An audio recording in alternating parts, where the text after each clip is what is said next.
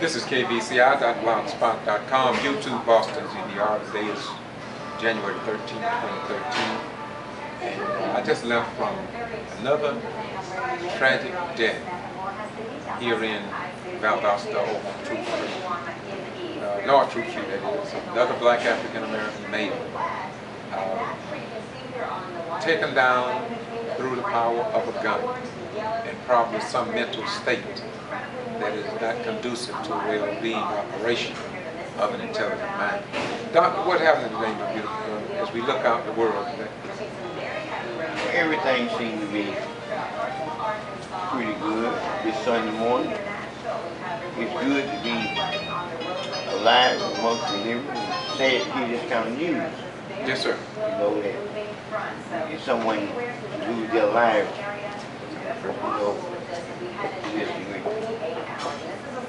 I'm down here at my wife's cafe, and the Celestine's Cafe, and just here this morning to spend some time with her in her business. It's good to be able to say we are black and own our business. She serves old-style Southern cooking here at the Celestine's Cafe, right here in Bell Oak on Hill Avenue. She always wanted to have her own restaurant, this kind of thing. We have a steel fabrication business, kind of like trying to adjust myself with the sun, and trying to adjust myself with the sun into the welding business. And it's good to be able to say that we are trying to conduct business as black folks here in Rhynes County.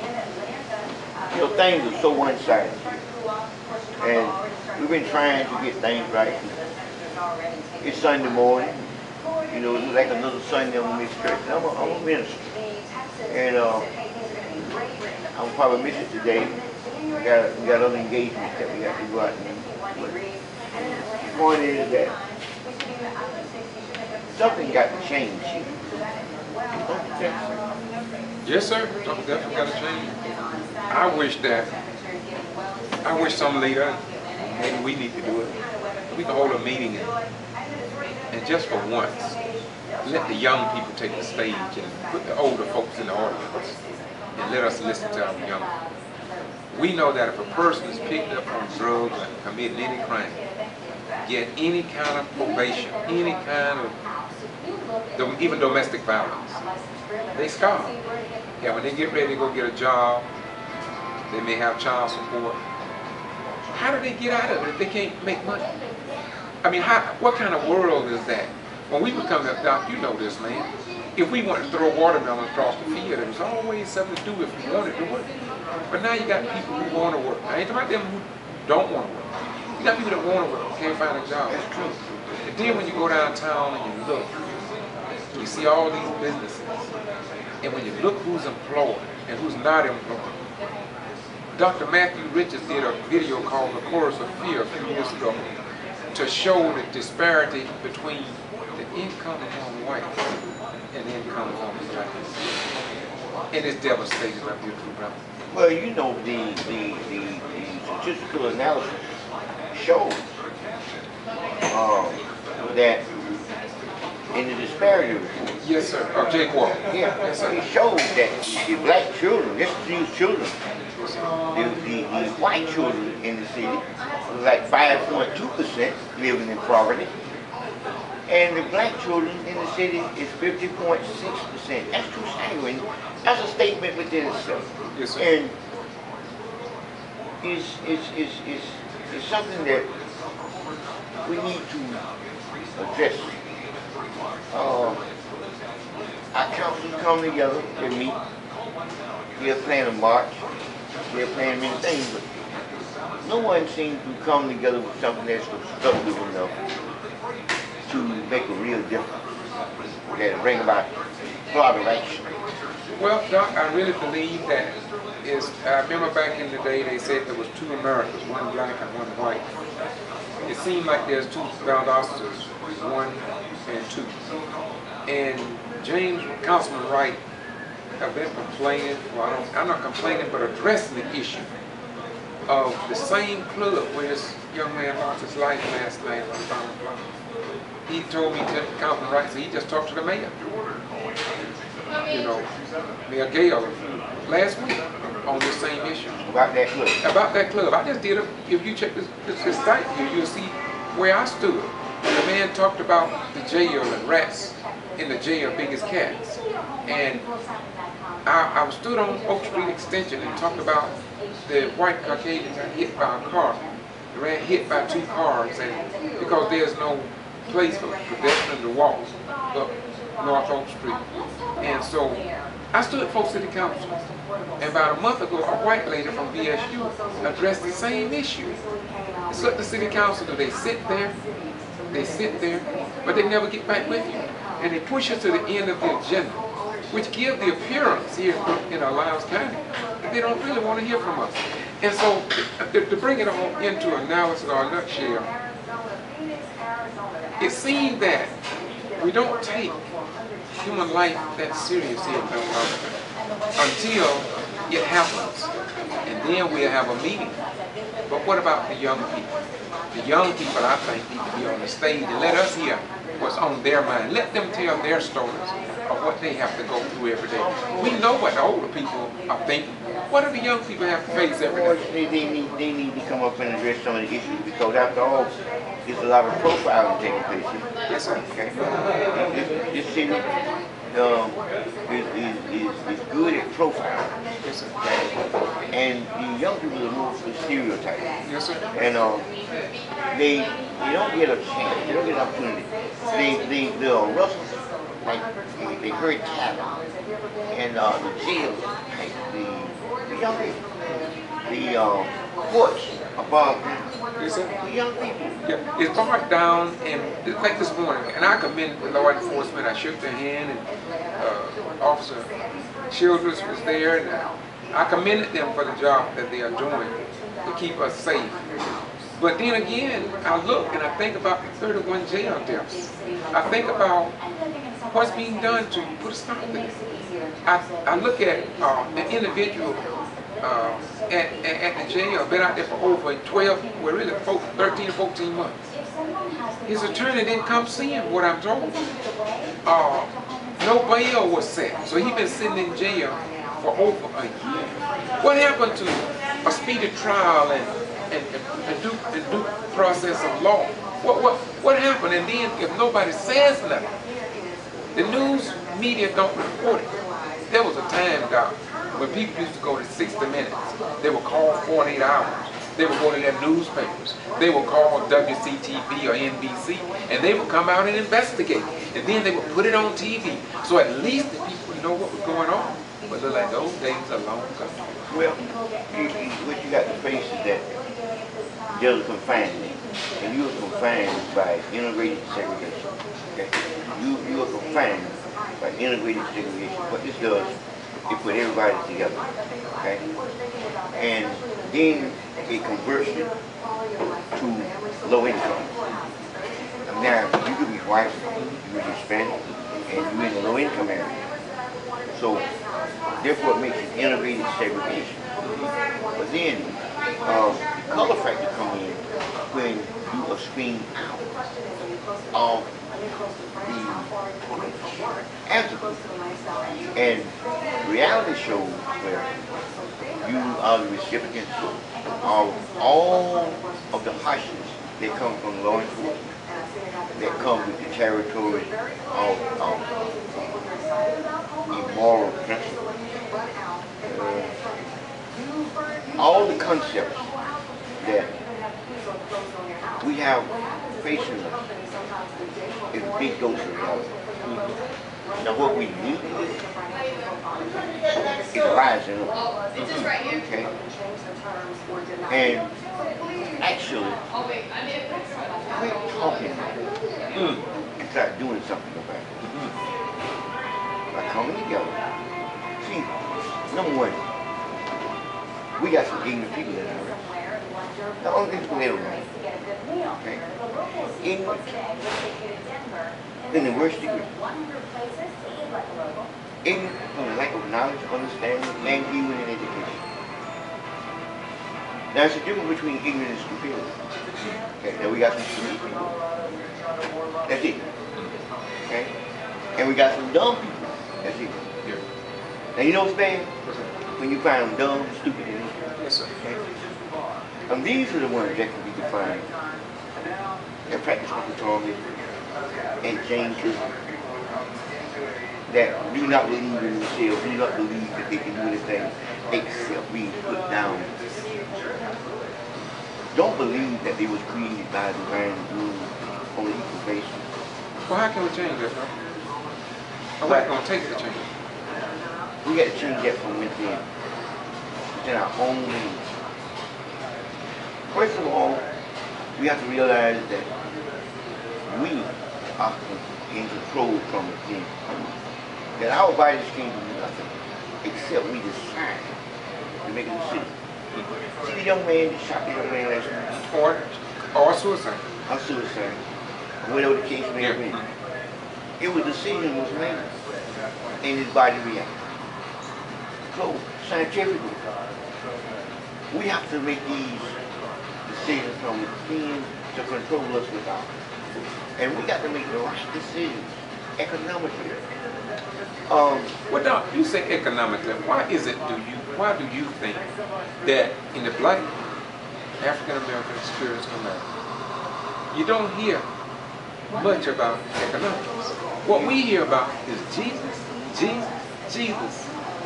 or religion. Now, religion is good. We all know that. Now, I don't like refried beans. So, but when it comes down to religion, we might have something wrong somewhere. So go ahead. Well, it's kind of like when a fella go out, check the lottery for a few dollars. Or they have a lawsuit, get paid from an accident, they get $20,000 or $30,000. Yes, sir. Okay? They become titled by some as legal. Yeah. Okay? And this mentality is sin. You understand? Yes, sir. And then we go out and we flaunt ourselves. Yes, sir. Big time for a moment. Feel the freedom of experience. And live with the fracture of it all when it's all settled and done. And you come down and crash back down again. See, the black experience is the experience of the soul. To be black, you have to be black. You can't be white and say that you understand that. Because you're lying if you believe that. Don't allow no one to make you believe whether you're a psychologist, theologist, or mythologist, whatever the case may be. To be black is to be black. And to understand it all, will take many, many years of study. The People's Institute that I refer to a lot in my videos teaches that for a white person to step into the black community and try to determine what is good for us is unproductive, because what they need to do is to find problems in their community, which are the power structure, the ones who are in control economically and believe in the thought process of religion, and help them to do better by all people. That's their teaching. So they believe in empowering black people to come to a conclusion about what they need, and not for Europeans to dictate to the black community what they feel that is good for us. Well, you just described these reports. Straight up. As far as being over the community. Yes, sir. Because she got people that say she have even revisited. That's Evelyn Smith. Evelyn Toomey Smith is one who says she had first-hand knowledge that Councilwoman Deidre Smith is like is a disconnected person from the community when it comes down to addressing the real issues on the south side of the railroad track and economic and social development. And it's that understanding, because she really believes she understands what it's to be black. Yes, sir. You understand from the core of it. See, Doc, well, what is it about black period? I mean, I ride through Valdosta And it's something about that color black. I don't know of no house. Wait a minute. I don't know no house in Valdosta that's painted all black.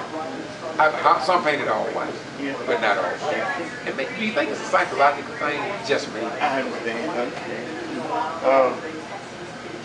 We derive economic oppression of being oppressed people economically from the point that slavery was disbanded. And we have never been able to recover from the harm that's been done and that's been imposed upon us. In 1964, when the Civil Rights Movement took its place, this is what I'm saying. 1964, after 415 or 35 years, and we're talking about 1964, just a few years. Okay? Martin Luther came along and killed him. Okay? They murdered him. Yeah. The black people were murdered. The Black Panther Party came along. Yes, sir. Okay? The Black Stone Rangers. Yes. All of them were there. There was nothing pertaining to empowerment when these guys come along. Now, Louis Farrakhan. He's a bad man. Well, they don't like him. He's a very bad man. He's a very distinct person. Okay? I love him. Because he do something different. They frowned upon him. Okay? Evil black. And they don't understand. To be black, you must be. Yes, sir. I agree. You understand? You sang that song good, man. No, it's the truth. It's the hardcore truth. To practice a religion of a white Jesus, you picture as a white God. Then you understand that Jeremiah, you figure he was like Solomon. Mary had a little lamb. Now, Solomon, he was Solomon 1 and 5. See now, when we get into the religious aspect, now we go back to the council of Nice. Black folks is ignorant to this point, to this degree. We talk soul salvation. Save your soul.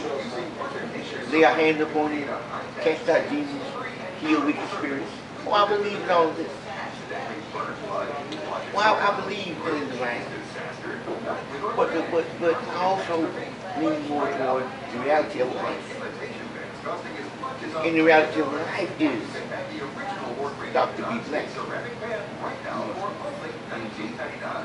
And then you'll understand what you really like not to have one federal dollar heavy food. You can basically, you got to get a percentage of it. I mean, $100 million, you get 10% in your own community. Everybody else get the other half. Sorry, sir. No bank, federal fund doesn't mean I want to. No financial institution. All you have is the hoorah for Jesus and false misguided hope, guidance for rehabilitation every Sunday that you can put up with the discrimination in this country. And that's what shame to go by. And every Sunday we go get therapy. Go get therapy every Sunday. To deal with this unfair and unbalanced system. Because therefore we purify our hearts of forgiveness.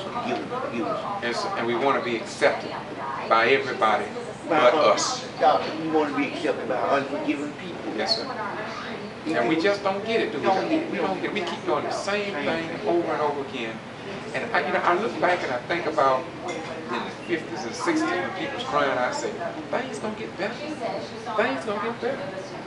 And it seemed like it was getting better. But then something changed. We started moving up. And I guess somebody say, you better put a stop to that. Kind of like when in the days of old. In the days of Pharaoh, when he figured we better keep the male child, better find a way to stop them or they'll take over. And the book of the New Testament in the Bible, King Herod, went and killed the boy baby because he wanted to stop that incline. And who knows? It seems like that's being done again. You know what? You made me think about something. I was down in Fort Myers, Florida. And I was doing a big job for waste management. For waste management. And one of their superintendents came out where I worked, and he saw all the welding machines, all the nice equipment and everything. One of the supervisors came up and says, I want to speak to the boss. He talking to me, I was over the company. He said, I want to speak to the boss. Okay. So he showed me such disregard wanting to speak to the boss because the boss can't be black. of course. And he went all around the job site and he waited. I went and carried down one. And he waited and he waited. He come back after the boss got here. I said, you been here? So where is it? I said, you talking about? Oh, you don't? I said, no, I'm John Roberts. Okay. And I was sent over there by a guy by the name of Run Wood and Patrick Jensen. Okay. And I have been doing a lot of work for these guys, and like a specialist in rebuilding truck bodies and this kind of thing, refurbishing. And it's just amazing what we have to contend with. Yes, and that's an experience that nobody can talk about in truth to the magnitude that it needs to be. And what you were saying, what you were telling, why do you want to get this? Nobody seems to understand that we have to express ourselves and we don't want to say anything. If we say something, me and you classify as racist. And we don't have a racist bone in our bodies.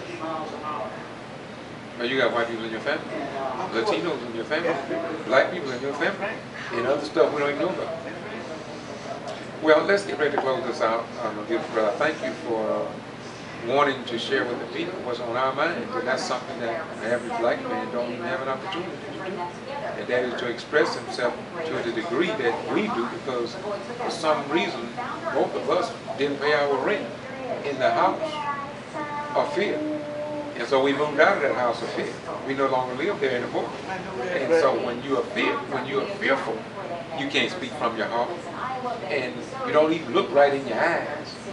And the laws that you pass in the Congress of your own head is lead to your own death and destruction, because of the fact that Jesus said and God said He did not give up the spirit of fear, but of love, power, and a sound mind. So anybody that is working out of the Congress or Senate of a fearful White House, nothing good is coming out of that house, my brother. The little good that come out is only coming out to enslave somebody else. You know something, Doc? The reason I feel like this is because the Lord is with me. Yes, sir. And I ain't got no business going around wanting things, so that's why I say all that. See, every now and then, He do lead me and make me lie down. Yes, sir. And every now and then I find myself sitting by my fish pond, fishing in the still water. Yes, sir.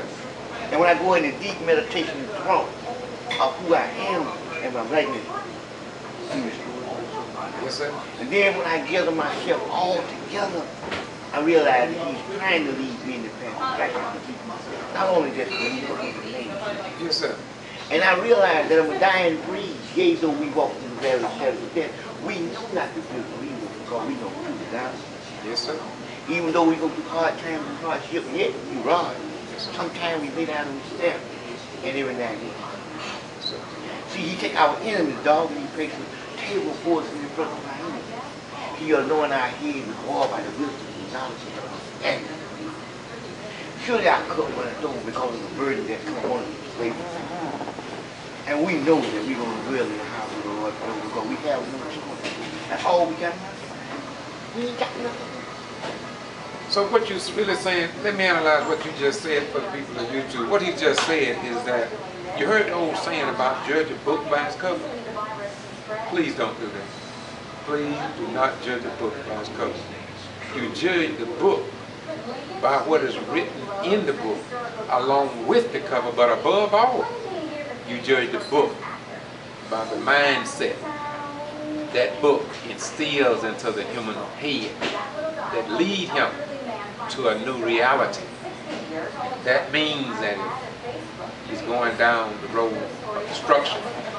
If the instructional book is able to change a mind from a dead mind to a mind of life and life-giving, then judge the book by the lives and the brain set that book creates within the head of another man. But don't judge a book by its cover, because if you judge a book by its cover alone, and if that book don't change the mindset of a man or a woman or a child, then that book might as well be burned, and that includes the Bible. If you just look at the Bible for its cover, no, judge the Bible by the minds it produced by the real Christians or the real Muslims or the real Jews that the Torah, the Holy Quran, and other great books, including the Gita, among the Indians. If those books, what's inside of them, can transform a dead mind into a mind of life, then you on the right track. But just to judge the book by its cover, that was good for yesterday. But we in a new reality. Close us out, though. And this man here is a radio host. Okay? So don't judge the book by the cover like he's saying. Among us, in our family, my son, his family, we got architects. That's right. Psychologists with degrees, engineers, and business owners. In our family, we got all the ingredients that we need. But to be black is to be black. My beautiful brother has sung that song well. We're going to take that into consideration. Once again, this is KVCI, which means keeping Valdosta citizens informed. If you are asking why I started this when Kay Harris of the Valdosta Daily Times stopped publishing my letters to the editor. Then we got, and I want to thank her. No, please, don't think I'm, no, I thank her above me. In fact, if I was rich, I would pay her, because she did me a great service by not publishing my letters to the editor. And I want you to know that she published a lot of them. I had many letters that published, the Chicago Sun-Times, the Miami Herald, even USA Today. But it is what it is. My beautiful brother, thank you for being with me this morning. Peace be unto you. Bye-bye, we're gone. See you, brother. Peace.